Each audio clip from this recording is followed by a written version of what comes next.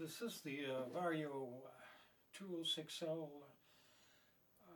1/7 scale, and it appears to have the right length of the tail boom and the proper angle. And everyone knows that if you try to slide in the mechanic into it, there'll be a major problem because there's an angle between the mechanics up front and the tail boom. By using belts, I have a SAB belt in front and the XL belt from Align in the back.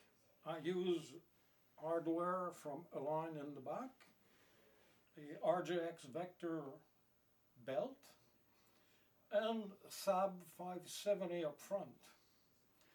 And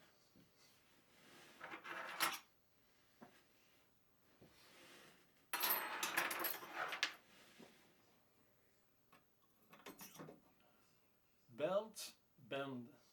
They are noiseless and very reliable.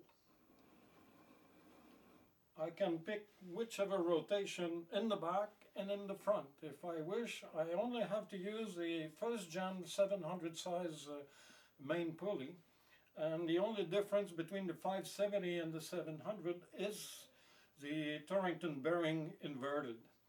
At this time I have the original 570, but I also have a 700 which I can install and will get counterclockwise rotation as well as proper direction rotation in the back. Just reversing the belt will do it. And this is hyper smooth. I still have to position, fix the mechanics up front in a permanent way.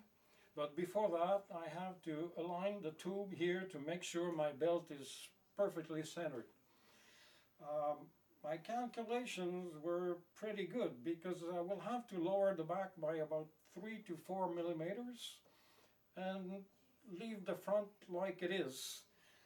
I fear I will have to make another main shaft which will be slightly longer. But this is the least of my concern, because it seems to work, and I will pursue in this direction. Thank you.